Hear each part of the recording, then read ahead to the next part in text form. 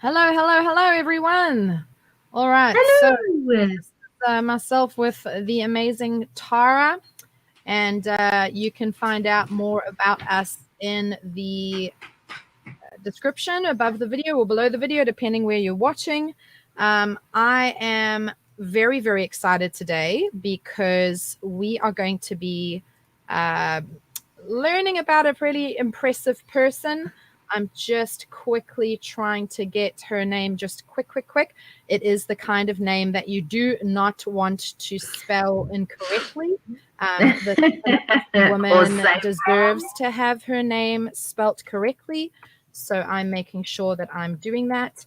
So this is an amazing woman from Zimbabwe over in Africa. So you, Tara, you and I share Africa in common. So why don't you just tell us just a little bit about your experiences there and what sort of work you did there as well, just because there's a bit of an Afro connection today. Yeah, well, it was fantastic being over there. I was over in East Africa. So you're South Africa. I was East Africa over in Tanzania. I went over there to start off by volunteering, as a lot of people do. Like, I'm going to go over and help the African babies.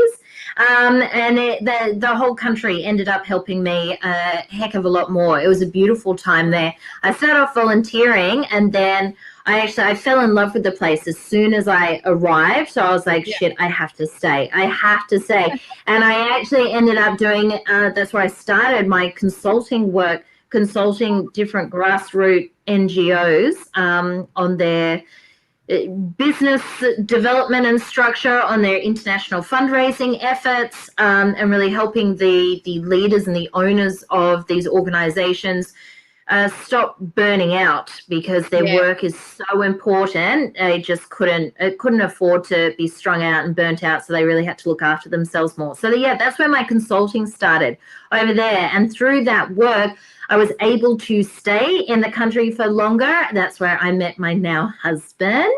And we loved it. And we were both just saying that, particularly this lady, one, I'm so excited that we have a female founder that we're talking about today. And she's the founder and owner of a security company, which, if you're going to be in a hot industry, you're going to be over in Africa, then it's going to be security. Like, it is a booming business over there. And there's so many, even in Tanzania, and especially in Kenya and things like that. So around East Africa, security and having private security, like if you've got a brick and mortar business, even like the rich over there, they've got private security walking around their grounds. Like, it's a thing. It's a regular thing, and it's a big booming business. Yeah. And so I come from South Africa. I grew up there, and I've only been in Australia since 2015. And so to see today's quote, having come not only from someone from Africa, but a female business person in Africa. It's not, I keep saying South Africa, it's Zimbabwe in Africa. I'm excited. I'm excited to hear words of wisdom from an ethnic person. I think it's fantastic. She is not only a phenomenal businesswoman, but she's the richest woman in Zimbabwe. And that's amazing. I've actually been to Zim. It's a very, very beautiful place. And yeah, I'm excited today for us to find some golden nuggets in today's quote, and let's see how we go. Yes. All right. So I'm going to bring up today's quote on the screen for us to look at. So can you read that for us, Tara? Success depends on employees. For me, knowing and connecting with my employees is very important. Oh, truth. So freaking true. When you consider the business that Dr. Devine runs, she really knows what she's talking about, because being a security company, your whole business relies on the people on the ground. You can't, you sit in your office and you can't do anything if the people on the ground are not fully engaged and really working and feeling like they're part of the company, So in your opinion, let's dig into this now. So this says success depends on employees. Yeah. Give me your take Well, on look, that. if you're going to grow your business, Yeah. As in grow it so you're not just doing it all, which many small business owners fall into this pitfall. They start a business around the thing that they're good at, and then what they've done is just bought into a really low-paying, high-stress job because they're the ones doing it all. So if you really want your business to grow, you have to employ people, like simple, right? Yeah, But this employing people is the part that we get so freaking wrong. And when you get it wrong, it costs so much. Like time-wise, your mental energy, and financially, it costs you big time if you get this wrong. And so many people do get it wrong. They get it wrong. You need to have really good and awesome employees, awesome in the fact that they're really awesome in the job that you need them to do, right? It's like you as the business owner don't need to be the expert at doing the stuff. You know, like I'm sure this woman, Divine, knows her stuff, but she doesn't need to be the boots on the ground security expert. That's not her job. She's the expert in the business as a leader, as the owner, to oversee the people. So she relies on having really awesome employees to make her business successful. But at the same time, she needs to be really awesome and create a really brilliant, solid culture. So people are going to be drawn to her and want to, perform at their best, do their best work. So if your employees, your people are doing their best work and you're doing as the leader what you can to support them in that and to facilitate that, then again, the outcome, the service, the product, whatever it is that your business does or delivers is going to be fantastic, right? It's how it works, but it's so easy to get this wrong. And when you get it wrong, holy shit, it goes wrong. I like what you made, the point that you made there. So I know people who sort of are moving from that place of being a small to moderate, a small micro business to more of a moderate, small enterprise. That's the point where you do need to start, taking on employees. And I liked what you said because it's so true. You, as the owner of the company, there seems to be a blurred line between the company and me. And we tend to believe we are the company as well, especially when it's something we've dreamed of, we've worked with, we've had late nights with. And we have to get to that point where we are trusting the people we are employing to carry our baby, to do the work. And I think that's where a lot of company owners fall short. And that's why a lot of businesses don't ever get beyond 1 or 3 employees. It's really, really hard letting go and just letting others walk with your vision. It's really, really difficult. And it's emotional. It's an emotional thing. And I know a lot of business owners, especially small business owners, they do go and seek therapy to help them with letting go, to help guide them on how to, hand over everything, hand over the reins. Adjacent to that fact is this.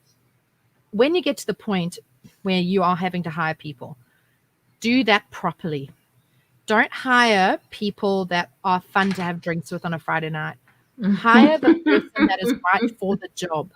So hire, maybe if you can't afford a fully qualified person with 20 years experience, you hire the person that you see potential in.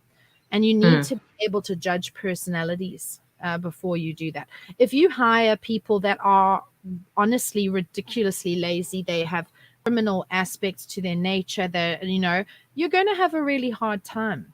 But if you are hiring properly from day one and you build your pack, you build your tribe, you will be fine with sharing with them. Yeah. And if I can add to that as well, it's one thing to look at. I think and I thought this for a long time, and what I've seen and experienced myself is that we hire people based on their previous experience in terms of just the actual skill set. And that's all we consider. But that is so superficial. It's so superficial. And often, I mean, again, you hire someone, sure, maybe they've done that exact same job before. It doesn't mean they were any good at it. It doesn't mean that they're going to fit in with the other people in the company. It doesn't mean that they come with the beliefs and the willingness that you need for the company. So what we actually need to start doing when you're hiring, when you're looking for people, is find out, is there a values alignment? Is this person sitting in front of me who may have done the exact same job, who may have 20 years of experience doing the exact same job that you need them to do now, but what are their values? Do they value what the company values? Because this is where you start setting a culture, because people can learn anything. Like we're learning all the time, developing skills and the know-how to like do the task. That is like secondary, and that can be taught. And I mean, getting someone who almost has like a clean slate, you know, is probably a great thing, because you can retrain them to do the job in the way that you want it done, or the way your company wants it done. But you've got to have a values match. You freaking have to. So here's my example from like a horrific experience that I had. I was working in a school many years ago when my son was really little, and they let go of it. It's a Montessori school, so it's not just any educational institute. It's specific. It's Montessori. So Montessori has a particular belief and learning philosophy, right? And they were looking for an assistant principal. Anyway, they got this lady in who's got years and years of experience as a primary school teacher and educator in leadership positions. Great. They got her in. She comes in, and not only did she have no freaking clue about Montessori, every step of the way as she learned, she would come into the administration office and just bag out Montessori, bag out the kids and the staff, say what a joke it was, say, I would never let my kid in here. Like, not only did she not fully understand the philosophy, she definitely didn't embrace it. This woman was a mega bitch and just so bad for the position. So it's like, I don't give a shit if you've done this before. Yeah. You are not good for this position. And because of that, because of her attitude, that started to infect the rest of the office. The rest of the teaching staff started to feel bad about themselves, and as she tried to mold and change the entire curriculum and way of teaching to suit what she thought was best. And I'm sitting there going, what are you people doing? This person is a disease on this organization. So toxic. And look, maybe she was great in her last position at an all-girl private school. Here, you do things by the book. You do things the way they've always been done, no matter how shit and broken it is. Let's just go. Great. Maybe she's awesome at towing the company line like that. But in this organization, for this culture, worst fit. And you think that's what needs to, people can be taught leadership skills and management skills, easily taught. So they needed to find someone who believed in the philosophy and in the approach, because it's not just for teaching, it's how the teachers and all the staff interacted with each other with this mutual respect and understanding of this. So, I mean, you can get it so wrong. And like I say, it's going to cost you money. It's going to cost you time because you're spending extra time on it. But the biggest thing, it's going to cost you your company culture, which is, it's like trust. It takes a long time to develop and only a second to absolutely lose it and ruin it. Okay, let's go on to the next section, because that is so many golden nuggets there, my darling. There's a lot to unpack. Like I said, we always come into this and think we've got 30 minutes at the most to unpack this, but we could talk for an hour and a half because there's so much. And it's huge. So much info. She says, for me, knowing and connecting with my employees is very important. So there's two words that I want to really kind of draw our eyes to. It's the word knowing and the word connecting. So knowing and connecting are two very different things. The knowing denotes that the person in charge has taken the time and, put the effort out to really get to know the employee as a human being, as a person.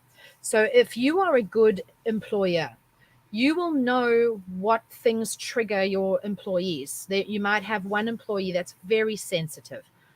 They are easily distressed. If they feel that they have done something wrong or they're being put in the dog box, they are not going to cope very well with that. They are not combative. They are not able to handle confrontation.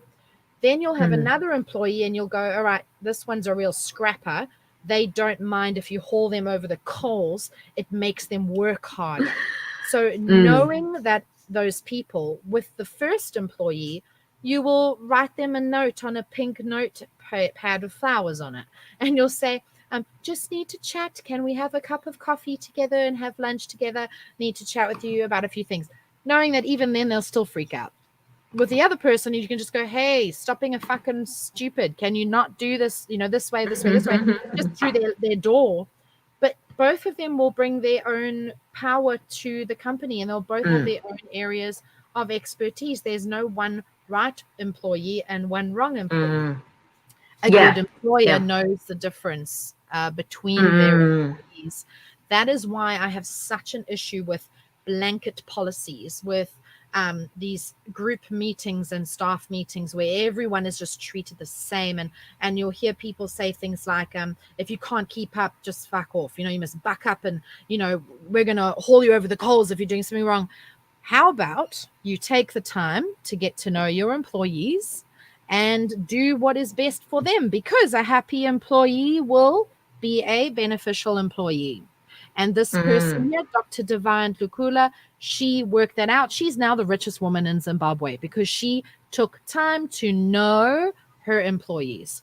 The connecting is something else. That is more like connecting, actually heart to heart connecting. And you can connect with 1,500 people in a hall. You don't know each of them. You don't know them, but you've connected with them. There's a difference. Yeah. So though they will feel they know you and they will feel they've connected with you, but all you've done is just be real with them, reach out to them, find a point of commonality with them and get them to feel comfortable in your space. I've worked for many different people.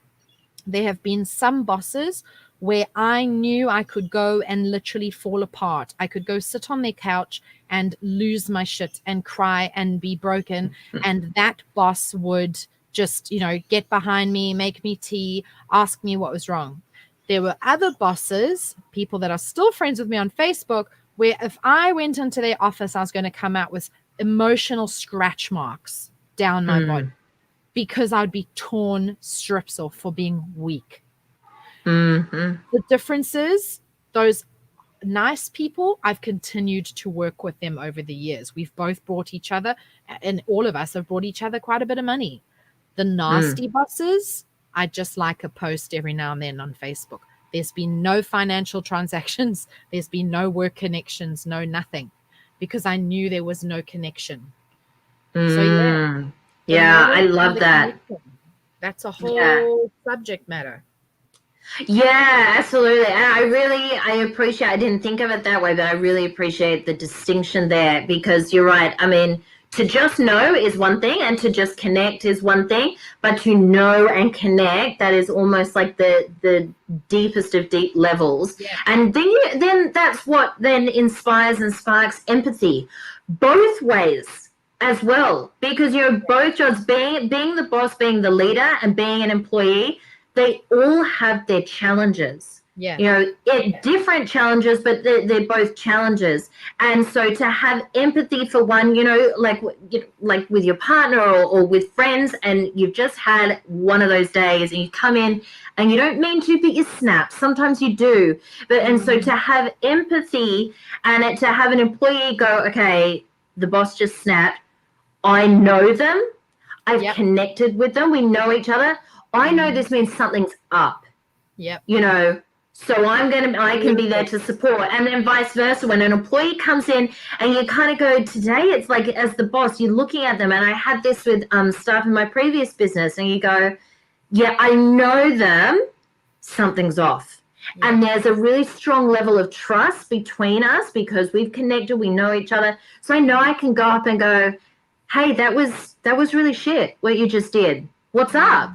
You know, because I know how to communicate to them. I know them. I know how to connect to them. So instead of going, you did a terrible job. What was that? What's that all about? You cost us money. I can go, hey, mate, you know, I know you really care about your job. I know you really care about your performance. You really care about what you do. So I know that there's something deeper, right? And then we can start to bring out the best in each other, hold each other accountable, you know, support each other, lift each other up. You know, I think that's really important. Hashtag. That is, bring out the best in each other. When you get that connection, when you get that knowing, when you get it right, bring out the best in each other. Just a quick example, because we're running out of time now. There is a person that I keep working with. It's by choice. They force money on me. So I'm like, I'm here because I love you. And they're like, nope, pay you. They have just grown from strength to strength. And I see them surrounded by friends and fellow workers who have really stepped behind their vision and are willingly becoming like the soldiers, providing the impetus for this friend to really break through into new areas with the work. Beautiful stuff, international level stuff. And I can watch this person and I know this person so well that I can see their body language, facial expression, micro expressions, and I know if they need a cup of tea, if they need a hug, if they need a feather, if they need me to bring a book, if they need to just be taken away from everyone and given space. And in that situation, this person is the leader because they are the visionary. And then there's this whole group of us around in the area that all kind of stand behind this person. But if there wasn't that connection, firstly, there wouldn't be that army of people just throwing their talents and strengths behind this visionary person.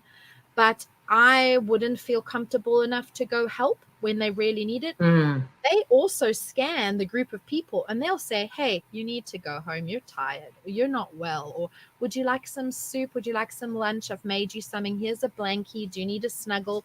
It's that connection. And we are producing really high quality work as a group professionally while being very connected emotionally. So it can be done in the business. It absolutely happens. Yeah, it absolutely happens. It's friendship and respect. Yeah. And I was going to say trust. I think having that knowing and that connection really creates a trusting culture. And what can't exist in a trusting culture is judgment, is fear, you know, is resentment. That actually just can't exist. It cannot coexist if there is a deep level of trust and respect. Yeah, so it's so important. You do the best for your people will do their best for you. That's how it works. Absolutely. There's so many golden nuggets in this video. Hashtag golden nugget, guys.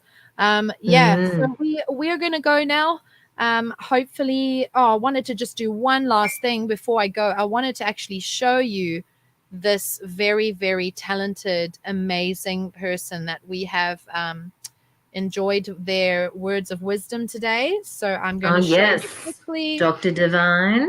Dr. Divine Ndhlukula. You go, girl. A Zimbabwean businesswoman, founder and managing director of DDNS Security Operations Ltd, which is the holding company for Securico Security Services. Dr. Ndhlukula is also the chairperson of ZNCC Women's Desk and the richest woman in Zimbabwe. So when this lady here, this amazing black, powerful woman says that we need to connect and know our employees, in South Africa, we say, Yepo, yes, we will. Okay, we will listen to you. It's good to look up to people that have walked the walk and have had the experience that we haven't had. This lady, see here, she's standing so proud with her staff behind her. She's won all sorts of entrepreneurial awards. She's there with Richard Branson. Hats off to you, Amazing. Dr. Divine Ndhlukula. I think you have done a phenomenal job. I don't think you'll ever see this, but we love you. But we love you. Without Tanzania Anyway. and South African hearts, we beat for you, That's my it. darling. Thank you. Well done. So that's all we really Brilliant. have to say today. Hopefully you guys have got some golden nuggets out of this, some business talk and some truth, and are encouraged. If you have a fledgling business plan, if you have an idea that you want to run with, watch our videos, look up our videos. This is our 4th episode, but we did do a lot of videos on Sunday nights and business talk. If you do hashtag business talk, you'll see those. Very, very cool. Lots of advice. You don't need to feel like you're alone trying to really launch something. There is a lot of support. We're here to support you. Tara runs a beautiful group on Facebook. If you want to just quickly say a shout out about that, Tara. Yeah, Business Mastery Community. Come join the community. It's a free group. That's where you can connect with other really powerful and beautiful small business owners. If you've got questions, there is just free help, free support.